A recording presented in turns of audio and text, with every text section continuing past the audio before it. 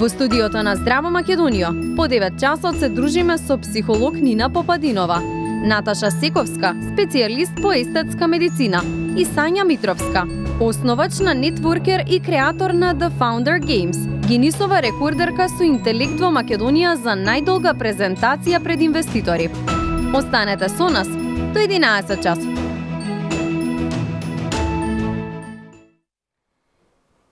Еве се враќаме назад во студиото, после вестите, после краток блок на реклами, почитувани гледачи, да продолжиме понатаму со разговорот. Некако многу ми е мене убаво како жена кога сум во друштво со жени. Денеска имам 4 со мене, вклучувајќи и мојата колешка Александра, која што ќе ми прави друштво се до самиот крај. Александра, добро утро за тебе.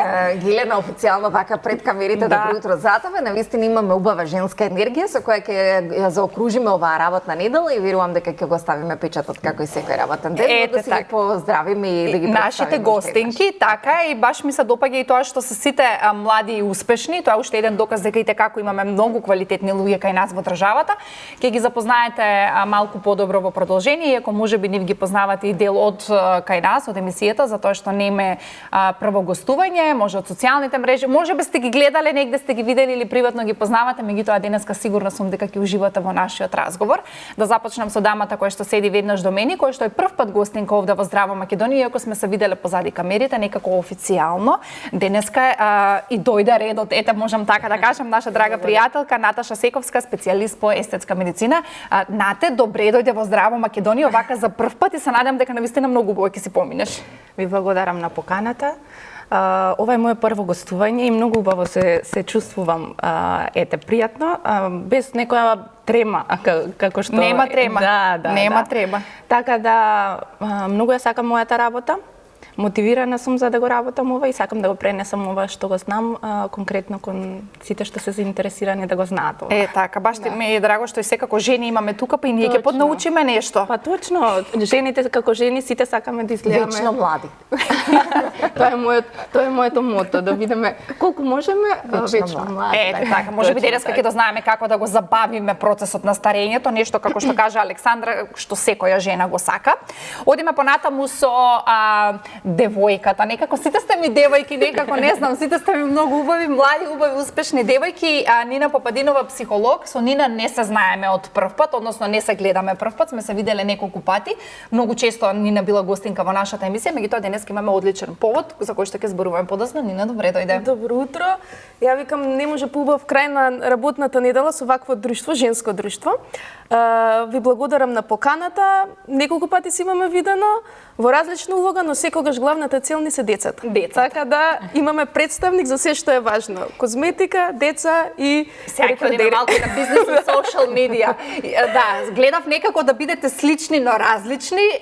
Сања Митровска е нашата трета гостинка, основач на Networker, така на англиски го кажав да звучи, креатор на The Founder Games. Ние представивме и како Гинисова рекордерка, нешто за кое што сме збореле веќе еднаш кај нас во емисијата, меѓутоа никогаш не е лошо да се спомне уште еднаш и навистина доста работи од се сменија. Последен пат пред 3 години, ако не се лажам, гостуваше во Здраво Македонија. За 3 години Сања многу работи се случија. Добре дојде во Здраво Македонија. Добре ве најдов.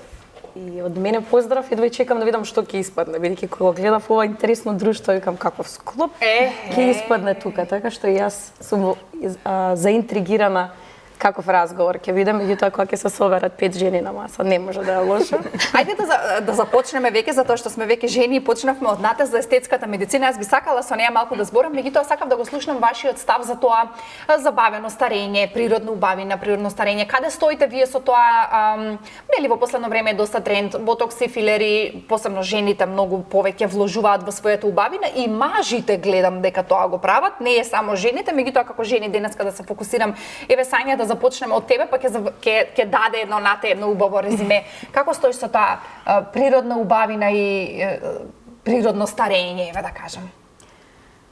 Мојот став за тоа е специфичен, меѓутоа верувам дека луѓето имаат тенденција се повеќе и повеќе да сакаат да наликуваат едни на други и се стремат кон перфектност, или кон ова да биде малку поубаво, ова да биде малку поубаво. Меѓутоа кога луѓето се личат едни на други, убавината е во различност и во уникатност. И токму често пати тие мани што се ги наоѓаме на себе си, често пати според мене тие се нештото што не прават различни. Брчките што одредена жена ги има, но не мислам дека жената не треба да се грижи за себе си, да се негува. Едноставно мислам дека тоа природно старење и носење гордо на своите ситни мани кои што може да ги имаме, нешто може да се коригира. Меѓутоа, сепак, ако се стремиме сите да сме исти, да си наликуваме едни на други, тогаш нема убавина.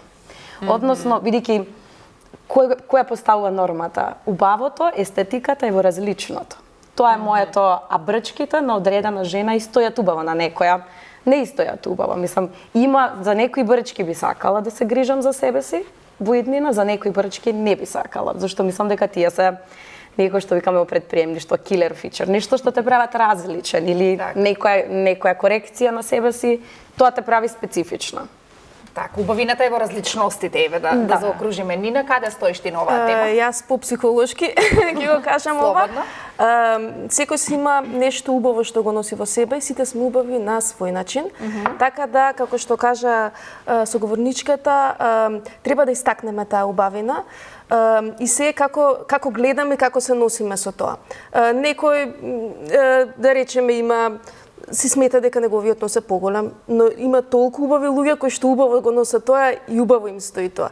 Некој си смета дека ушите не им се убави, ама толку убаво се носат, има, еве на светско ниво може да видиме дека секој е специфичен на своје ниво и секој си носи она што го носи на убав начин и ако знаеш да го представиш, ако не се срамиш од тоа, ако знаеш како да го истакнеш тоа на свој начин, мислам дека тоа е тој дека не треба да се срамиме како изгледаме, но да, секогаш сум за тоа да го истакнеме она што е убаво на нас и за природна козметика. Така. Нате, како еве специјалист по естетска медицина ги слушна размислувањата, нормално денеска вкусовите се менуваат, некако и медицината оди напред. Како што кажа гостинките, да, убавината е во различностите, меѓутоа не можеме, нели, секоја жена си носи своји одлуки сама за себе. Ајде да го слушнеме и твоето мислење. Зошто? Ете, можам тоа така да прашам, она кој што го кажа Сања, некако многу жените почнаа како да наликуваат едни на други, да бидат исти. Многу ми се допаѓа кога слушаме еве вака од млади луѓе посебно дека веќе не е тренд да, односно не сакаат да тоа биде така, да секој наликува еден на друг. Бидејќи кога почнав со работа, еве да се навратам пред 10 години, сосема беше трендот поинаков. Значи сакаа луѓето да биде нешто попотенцирано, да биде нешто поизмазнето, али тоа поиспеглано лице, можеби поголеми усни, поголеми јаболчници, контура некоја појака. Тоа беше некој вид на тренд, да кажам. Кај нас пред 10 години. Да, пред 10 години, да. Но како што доаѓа времето, еве во блиска иднина, да кажам, сето ова е веќе занемарува, значи минато. Минато, да. Бидејќи естетската медицина всушност сега е природниот изглед на жената. Да. Гледам дека нешто во последно време се потенцира тоа помалку, да биде поприродно, да не биде толку истакнато. Да биде жената баш како Сања што кажа, да биде своја, да биде да го задржи оној природен изглед кој го има, бидејќи и сите продукти еве кои ги пласираат сега на пазарот во нашата индустрија се продукти кои се на природна база. Еве баш понатаму ќе разговараме, станува збор за продукти, еве екзозоми ќе ги спомнам, кои се создаваат од лактобацилуси. Значи пред извесен временски период тоа беше само веку орално го примавме за проблеми со желудникот или така над. Сега веќе напредна индустријата. И веќе тоа се убаво е да се слушна, но не можам да не ве прашам, бидејќи денеска се поактуелно е да мајките подаруваат на своите 12 годишни керки филер, одредено измазнување. Каде е етиката, а каде е естетиката?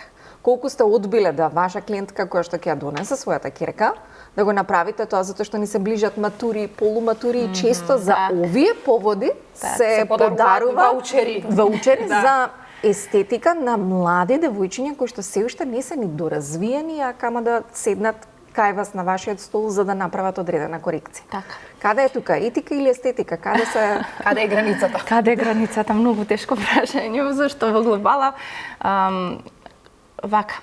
Естетиката кај нас се гледа на многу поразличен начин. ако другарката има усни, сакам да имам јас. Истиот принцип е и како, еве, во школите, децата. Еве, моето дете има, девојчето, пример, вика, има патики Nike. Сакам, мама, патики Nike, јас. Некој, али самиот начин на гледање едни од други е, како да кажам, тоа што ги тера самите деца. Не се криви родителите. Јас сум била во секакви ситуации. Ако не го донесе родителот детето ќе оди само на друго место. Таква ни е сега културата, што не би требало тоа да е така. Малку треба построги да сме како родители. Не би рекла туку. Ние како специјалисти во таа област треба да имаме одреден став кон тоа. И треба ние да одлучуваме кога стварно е потребно нештото да се аплицира и да се стави и кога треба да се направи сето тоа. Бидејќи сум била во ситуација кога стварно имала одредени проблематика, пример, кај што треба да се постави таков материјал. Бидејќи кога станува збор за хиалуронот, еве кратко да објаснам, хиалуронот е материјал кој го има секој човек во организмот и тоа не е страно тело. Туку станува за материјал кој го ресорбира организмот и е на некој начин корисен. Значи го користи организмот за своји потреби. Така да кога се аплицира во одредена количина, нормални места и нормални граници, да кажам, на места каде што се аплицира, сето тоа нема одредени последици. Последиците се она што кажавме дека естетиката се занемарува. Значи има ситуации кога се аплицираат филери и тоа изгледа сосема како воопшто да не се аплицира. А многу е битен и квалитетот на материјалот. Тоа само сакав да прашам, кога сме веќе на оваа тема, има разлика во составот или има разлика во тоа кој го аплицира филерот? Некако затоа што зборуваме за природно, ама кога ќе видиш ти некоја девојка, веднаш знаеш дека има ставено филери. Мислам, на скопските улици како се гледаат многу очигледни промени кај жени кои што изгледаат дури многу, ајде да не кажам, нагрдено, за разлика убавината веќе оди во друга рамка.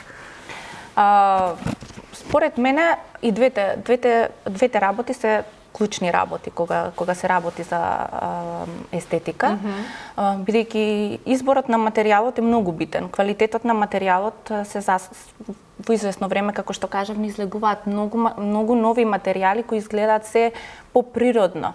Имаме пример сега еве како вовед различни структури на филери. Пример филери со појака концентрација на хиалуронска киселина, послаба концентрација, средна и сето тоа зависи каде треба да се аплицира.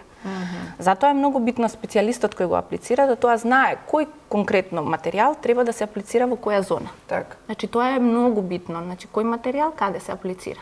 Значи има специјален материјал кога треба да се направат усни, подочници, контурирање, бидејќи секој материјал си има зошто е различен.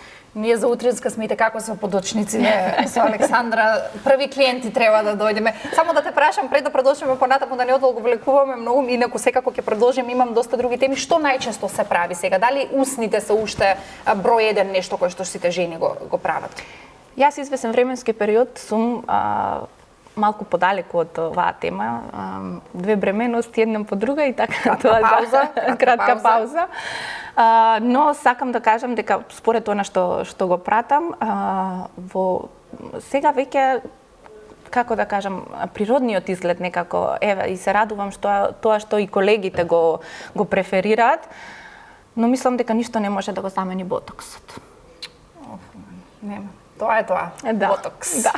Така и ќе остане, мислам дека и филерите се, како да кажам, и филерите се тренд, мислам се ставаат, се аплицираат сето тоа, али еве и од некои други посети, предавања што веќе бев во извесен временски период, така да сватив дека ботоксот нема замена моментално. Нема конкуренција.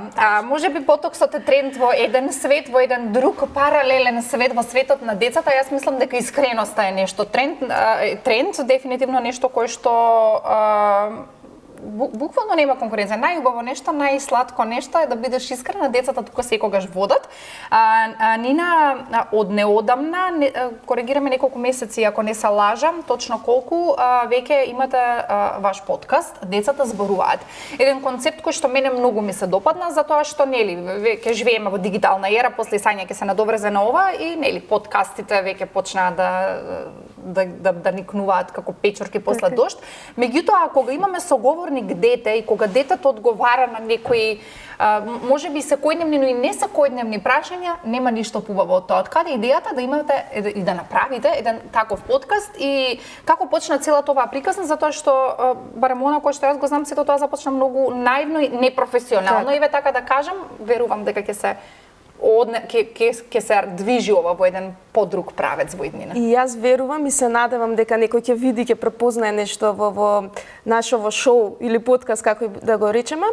Идејата има многу долго време, затоа што на нашите простори, односно во Македонија, нема ниедно шоу за деца. Порано имало и знаеме сите сакавме да идеме на сите бомбини, да не видат, да се покажеме, но гледам дека во последно време некако децата ги запоставивме. А тие се нашата иднина, тие не само што се искрени, имаат многу нешто да ни кажат. Ако ние ги слушаме внимателно, имаат многу нешто да ни кажат. Така да ја имам извесен период оваа идеја, но неможностите за реализација го влекуваше тој процес. Во еден случаен разговор со еден мој пријател Младен, му ја кажав идејата и вика, ја подобро нешто немам слушнато одамна. Со тоа што решивме полека, самостојно, ние двајца да направиме ништо од нешто. Така и почнавме, каков е целиот концепт, доаѓа дечињата кај нас и си разговараме за различни теми. Со тоа што кога станува збор за работа за деца или разговор за деца, не можеме да имаме сценарио. Не може со едно прашање може да излезе скроз различен концепт, затоа што сме пробали да се водиме според прашања, бидејќи во една емисија ни учествуваат по две дечиња. Првично така е предвидено, да составиме нешто каде што ќе ги прашуваме исти прашања, па споредба на разговори нема шанси. Едното ќе го праша за едно нешто, целиот разговор иде во друг аспект, со тоа што секогаш оно што разговара со деца треба да има голема маштовитост, за да може да навлага во нивниот свет, затоа што ако не размислуваме како нив, нема да знаеме и да допреме до нив. А тие со малку прашања, со мала насока многу ќе ти кажат, да, и што треба и што не треба ќе кажат. Кој е најинтересниот одговор кој сте го добиле на ваше прашање, кој и вас како психолог и како некој кој работи со деца ве поместило доската на живење и постоење што се вели? Има и одговори кои што се многу духовити и ние и позади камерите не може да се видиме после ќе го пуштиме тоа во вториот дел. Не можеме да се соземеме, така имаше ситуација каде што на првото снимање со Младен кој што ми помага со снимањето и со монтирањето, и мојата сестра позади камерите, и чисто разговор, детето беше многу повеќе од отпуштено што очекувавме, и они толку многу се смеа што ние моравме да го прекинеме снимањето. Ја морав да им речем, ве молам, напуштете ја просторијата, затоа што детето ги гледа, вика, што им е смешно? И не му е јасно, вака гледа нешто има интересно, вика од страна, што има смешно? А всушност одговорот беше смешен, а има и одговори каде што се малце тажни и сурови во денешната реалност. Тажни, сурови и многу вистинити. За жал, тие работи мораме да ги сечеме, но потоа разговараме со родителите, затоа што најпрво стојам тука како психолог. Затоа и ве прашувам, затоа што верувам дека како психолог гледате и многу поинаку може да препознаете одговор кој дава поголема приказна. Неприсутност на родители, значи дете кое го нема вниманието, верувам. И колку дигитализацијата на децата прави да имаат кратки и можеби неразбирливи одговори. Колку сте се соочиле со дете кое што не ни знае да зборува македонски? Многу често, зашто пак ја кажам, јас наназад неколку години се занимавам работам со деца.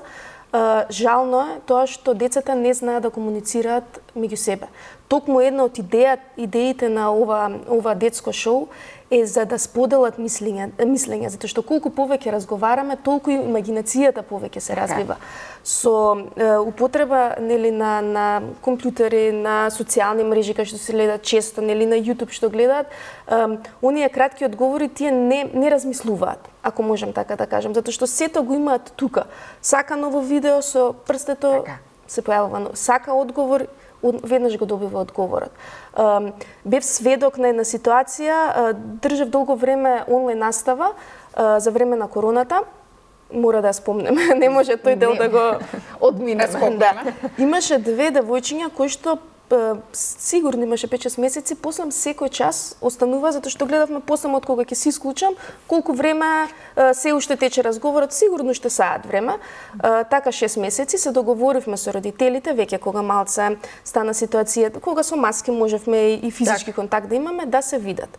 Јас никогаш нема да го заборавам тој момент, сега сежам, дојдоа, се видоа, се погледна, седна, ништо не се кажа. Така да мене ми беше тоа многу жално, а онлайн комуникација, како во различни светови, како да има страф од оној физички контакт, така. од реалност, дека човек постои, како да има страф да продолжат разговор, затоа што многу често знаеме дека со онлайн комуникација може со еден, не ми се допаѓа разговорот, со еден клик, Така. не разговарам веќе, да, а кога сме во живо мора да се соочиме со таа ситуација, не можеме да станеме и да си отидеме. Така да тоа е жално и пробуваме да интеракција да направиме меѓу децата, со тоа што ние и меѓу снимања се среќаваат двете дечиња, си разговараат, па споделуваат искуства, па се прашуваат едно меѓу друго. Треба да дојдете, треба да видите колку е интересно и мислам дека нема поубава работа од тоа да се работи со деца и со искреност на децата. Затоа што е таков концептот што не е идејата да го прекинеш, туку идејата е што повеќе да ти каже. Имам работена со деца од 4 до 6 годишна возраст, тие се најискрени. Најинтересно. Сурово искрени. Да. Дури некогаш Јас можам да се извини. Не, повели. Јас како родител баш те слушам и си гледам како всушност се ова што зборуваш е стварно така. Ние имаме две дечиња. Колкави се, на која возраст? На година и 3 години се. Тоа што е со 3 девојчето може во подкаст да оди на интервју. Да, али колку е битна работата. Значи ние како родители со работни обврски, значи кога тргнуваме, децата не го разбираат тоа. Не го разбираат воопшто. Сакаме да му го кажеме, сакаме да му го кажеме тоа, но тие многу поинаку го перцепираат, еве девојчето пример. Многу поинаку го перцепира тој дел. И баш еве одреден временски период од кога почна да сваќа после работа, сите заедно како фамилија имаме некој ритуал, да кажам, да се собираме и работиме заедно, барем 2-3 часа да без телефони, на тој начин да ете детето на некој начин го премини тој дел, бидејќи тие 8 работни часа кои нас нема дома. Да. Ништо не може да ги замени со тоа што такво време доаѓа, брзо време, знаеме дека кој работи една работа, кој две. Порано се знаело до 3-4 дома им се посветуваме на децата. Сега знаеме дека таков период дојде на каде што некој втора смена работи, некој и не можеме, но секој момент што го имаме со децата треба да квалитетно да го затоа што имаме толку многу ресурси. Не ни е потребно не знам што за да му направиме интересно. Доволно е мама, тато во парк. Доволно е еден лист хартија, доволно е една чашка па да направиме игра од неја. Само родителите треба да се вложат, а доаѓаме во ситуација што е жално во денешно време, каде што се со тие изместени вредности, да, мама и тато ќе дојдат од работа, многу суморни, нати телефон, сум ти купил телефон, скап, играј си. Не е тоа ништо. Ништо не ја заменува љубовта од родителите, ништо не времето посветено и да се разговара со нив. Затоа што доаѓаме до ситуација каде што деца имаат многу да кажат, а не се прашани. Така. Која е последицата од користењето, активно користењето на мобилниот телефон? Последиците се страшни. Со тоа што социјализацијата, тука ќе ставам најпрво социјализацијата, оној момент каде што ќе спомнеме пак немање имагинација, не размислување со своето главче, туку дека не соочување со некои работи кои што треба се соочуваме, потоа страдаат нели очињата, оној психолошки и ментален дел никако не смееме да го заборавиме, затоа се почесто дечињата имаат потреба, односно посетуваат психолог, токму од таа причина. А што помала возраст да се почне со користење на мобилен телефон на детето, тоа е полошо. Да, полесно е да се заигра со мобилниот и да се јада, и ќе се најаде детето така за 5 минути, но има и уживанција во тоа да се молиме за јадење. Има и да уживаш во тоа и да ужива во вкусот на јадењето, во текстурата, сама да ја допре, да ќе изчистиме после тоа. Да, телефонот ќе се наполни, ама тоа е и ќе се врати, ама тој момент е емотивен момент и оној конекција кон него, затоа што ние сме први луѓе кои што сме создадени од емоција. Треба да дадеме емоција, да примиме емоција, да споделиме, а како тоа ќе им го пренесат родителите на децата, такви луѓе понатаму тие ќе создаваме и ќе станат. Затоа се среќаваме многу жално и да кажем и во околината и сегде за деца кои што имаат однесување кои што не е ни убаво ни прифатливо. Сите знаеме за што станува збор. Тоа може да го спречиме само со работа со нив, а не во моментов никогаш до сега во светот немало повеќе ресурси и можности да се работи со деца, а малку треба. Така. Ако зборуваме еве за некои негативни страни на интернетот, еве со Сања би сакала да зборуваме и за позитивни страни, затоа што јас верувам дека како и технологијата, така и се во животот има и позитивни и негативни страни. Ако ти сам како човек не можеш да си го најдеш балансот и да ги искористиш најубавите работи од секаде, па еве веќе ако зборуваме за нешто што е технологија, позитивната страна е што денеска многу пои ресурси ти ги имаш на дофат, нешто што не било така во минатото, едноставно можеш да се конектираш со многу луѓе од светот, можеш да започнеш свој онлайн бизнис, буквално некако се е полесно, еве така да кажеме. Сања, вие сте доста успешни во светот на стартап бизниси, или ајде да кажеме мали бизниси, нешто кое што го имаме ние многу во Македонија. Некако и за време на ковидот, како што кажа Нина, тука сите почнаа и онлайн да работат и мислам дека она кое што вие успешно го правите е што создавате успешни приказни од овие мали бизниси. Значи мал бизнис што значи некој ако работи со двајца, еве да кажеме, нешто што може да стане во некој европски бизнис или пак светски бизнис. Какви се вашите искуства еве кога зборуваме за позитивните страни на технологијата и на стартап бизнисите? Каква е ситуацијата кај нас во Македонија со луѓето кои што сакаат да се охрабрат да започнат онлайн, нели сите така почнуваме, ај да видам, ај да пробам, ај ќе отворам профил и никогаш не се знае. Да, прво би разјаснила тука и често пати тоа во терминологијата, мал бизнис и стартап е малку различно. Мислам, човек може да започне собствен бизнис и да има двајца или тројца вработени, меѓутоа тоа и да биде во рана фаза до 5 години. Тоа е дел од дефиницијата на стартап. Меѓутоа ако има и нешто иновативно, високо иновативно, што има голем потенцијал на светски рамки да биде високо иновативно, тогаш е стартап. И сега, вторава компонента, самите дигитални канали, целата таа дигитализација овозможи продукти кои што може од тука некој да потекнува, дури од тука, а да може да го таргетира светот, затоа што самиот интернет овозможи да согледаме многу проблеми, бидејќи сите иновации излегуваат од проблеми, од детектирање на некоја фрустрација во секојдневието. Со самите дигитални канали, целиот интернет, луѓето почнаа да доживуваат многу повеќе проблеми.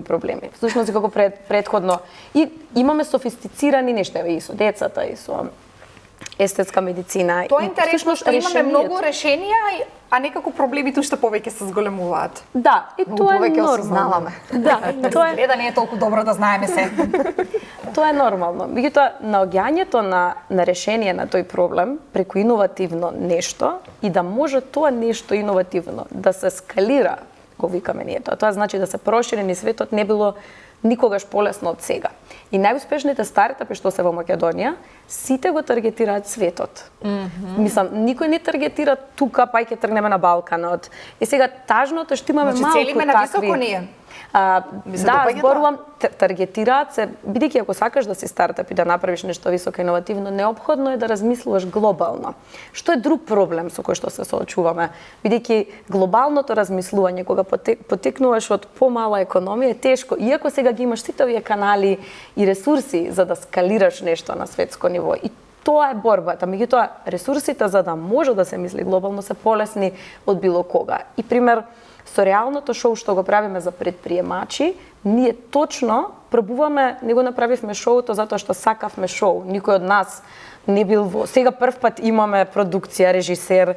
Меѓутоа првата иницијатива минатата година, сезона 1, беше само затоа што сакавме да влијаеме на начинот на размислување на следните генерации на предприемачи преку градењето во живо на бизнис, како некој предприемач го поминува цел тој пат позади завесата, бидејќи ние само слушаме по медиуми овие добија таква инвестиција или слушаме негативната страна, пропадна, меѓутоа никој не го покажува патот, како тоа се прави позади завесата и всушност затоа е реално шоу. Ние не сакаме драмата да ја покажеме, но сакаме да го покажеме реалната патот. слика. Технологијата овозможува ние да може да допреме и до најмалото село во Македонија, детенце кој што сега своите 16 години размислува и да пробиеме некоја ментална бариера и всушност да го оди патот, буквално како тој да е предприемачот преку чевлите на некоја сања таму што е предприемач во нашата програма. Тоа е убавата страна од приказната. Так. Спомна ментални бариери.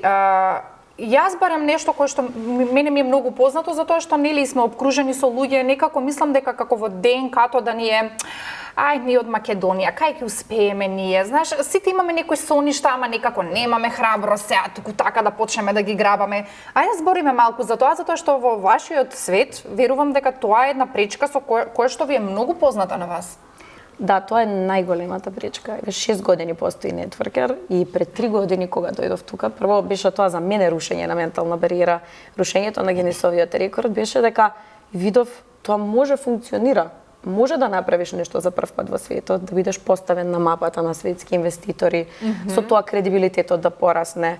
Но потоа мислев дека го решив проблемот. Сега започнавме нов начин на инвестирање. Всушност тој рекорд беше да се собере голем квантитет, затоа е најдолга презентација пред инвеститори, околу 300 учесници презентираа 30 часа. И всушност од толку многу луѓе квантитет, ние сакавме да најдеме неколку квалитетни стартапи кои што веднаш ќе ги мечираме со инвеститор. Во порана фаза, бидејќи нашите инвеститори пред 3 години, што ги имаме во нашата мрежа, нивниот апетит за ризик беше понизок. Сакаа да вложат после развој на нешто на продуктот, а не во порана фаза. А што беше тука она јајцето или кокошката? Па најдобрите бизниси, најдобрите стартапи, веќе ќе си добија сами средства од странство, затоа што ќе направи некои прототипи, нема зошто да бараат тука средства, ќе ги побараа од инвестициски фондови од други држави, веќе беше доцна, имаме само пропуштена можност. А дел па по патот пропаднале бидејќи локални венекеле да ги. И јас мислев дека го решивме проблемот со Гинесовиот рекорд, затоа што и капитал потоа објавиве се почна нов начин на инвестирање во порана фаза, но потоа што свативме следната година е дека овие бизниси, тие со кои што работевме и пошироко, дури ние сме ги охрабрувале, тргни тука во Македонија, направи пилот проект на Балканот, почни тука да правиш приход, па потоа ќе се шириш во US, амерички пазар или развиени продукти. Прво тргни тука. Не свативме дека токму во тоа лежи, дека е тоа наша прва ментална бариера, а потоа и нивна, дека токму во тоа лежи пречката да не може овие инвестициски фондови што имаат средства на располагање да ги дадат парите, бидејќи некој што тргнал тука и направил приход и вика мојот таргет е Балканот, имам сега приходи и сега ќе одам во Америка, не е во рана фаза тој веќе, зашто мисли дека прави приход. Меѓутоа фондовите, кога ќе им направат евалуација, треба тие бизниси да имаат минимум 20 милиони евра евалуација, се вика тоа. А на Балканот ние сме мал пазар. И едноставно не може да има таа евалуација тој бизнис. И во сам старт тој игра што е предвидена на загуба. Започнал уште кога ја креирал идејата, а не фали многу во рана фаза, ако мислиш глобално, тоа израелците го прават прекрасно. Се само 3 пати, 4 пати поголеми од нас, но веднаш од ден нула креираат за Америка. И тоа е, тука не зборуваме технички, немаме технички проблем и затоа со шоуто всушност сакаме да ја срушиме таа бариера каде што како се влијае на начин на размислување преку пример на некој веќе што е пробил, значи тие се ментори во програмата на шоуто, акселераторската програма, кои што ги водат стартапите за рака, што имаат капацитет, сега веќе регионално 15 држави, меѓутоа ги водат, а менторите го имаат и локалниот начин на размислување, но го имаат и глобалниот. И кога тоа го покажувате преку пример, тогаш влијаете благодарение на технологијата на повеќе деца, низ пример, не само не само успех или неуспех. Значи, такви успешни приказни можат да не инспирираат, онако што го кажавте, да размислуваме глобално. Значи, не ни е на нас таргетот, не знам, Македонија, Балканот, Европа. И ништо не ни недостасува. И ништо не ни многу фали, да. дури имаме софистицирани изговори, тоа како и од Македонија се може. Без да сватиме дека токму во тоа лежи проблемот. И од Македонија се може како си признаваш дека ти фали нешто. Или и жена во бизнис, браво. Се додека кажуваме жена во бизнис, браво, тоа не дава комплимент. Тоа, јас сум се родила со тоа, мислам, тоа не... Ми вика, и жена и од Македонија. Јас се уште викам, тоа не е комплимент. И не прифаќам. Тоа е како да признаваш негативни, еве така. Да, ама така ги пакуваме, пошто и така ни е јуз речица и ги кажуваме така тоа. Така сме научени, да. И самите си ги продолжуваме тие бариери кои што се, а вистинското, она што во кое што јас верувам е да кажеме, да, жена од Македонија, сега што правам? Пошто еднаквост, нема, еве вторава сезона, сега 15 држави таргетираме, но никаде не спомнуваме ние сме од Македонија, ако спомнеме, како да кажуваме дека леле, ама дојдете ние сме од самите себе си. Така. Го спомна оној начин на работа кој што го имаат израелците и многу други земји, некои кои што многу поразлично функционираат од нас. Нешто кое што ние го почнавме со Ната на почетокот, затоа што знам дека во вашиот бизнис има доста патувања, не знам, арапските земји, не знам каде идете.